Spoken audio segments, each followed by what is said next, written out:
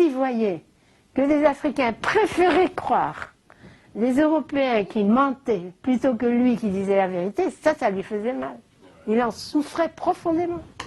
Bien sûr qu'il en souffrait. Et ça se voit très bien dans la conférence qu'il a fait au Niger.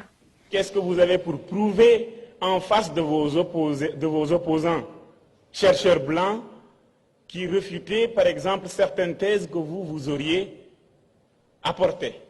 Là, on sent à quel point ça le touche profondément que les Africains préfèrent croire à l'objectivité des Européens plutôt qu'à la sienne. Ça, c'est incroyable. Je crois que le mal que l'occupant nous a fait n'est pas encore guéri. Voilà le fond du problème. L'aliénation culturelle finit par être partie intégrante de notre substance, de notre âme. Et quand on croit s'en être débarrassé, on ne l'a pas encore fait complètement.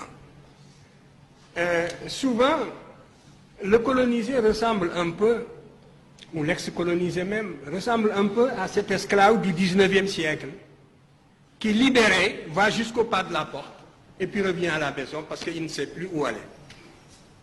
Il ne sait plus où aller. Depuis le temps qu'il a perdu la liberté. Depuis le temps qu'il a acquis des réflexes de subordination. Depuis le temps qu'il a pensé, comme appris à penser à travers son maître. C'est un peu ce qui est arrivé aussi à l'intelligentsia africaine, dans son ensemble.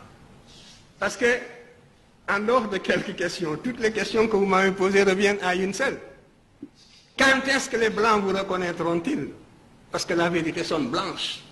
C'est cela. Mais c'est dangereux ce que vous dites.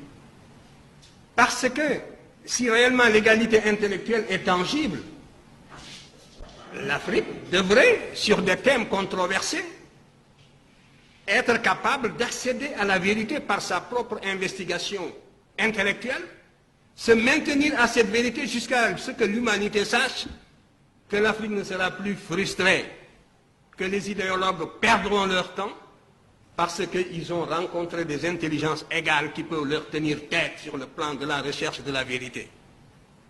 Mais vous êtes persuadé que pour qu'une vérité soit valable et objective, il faut qu'elle sonne blanche.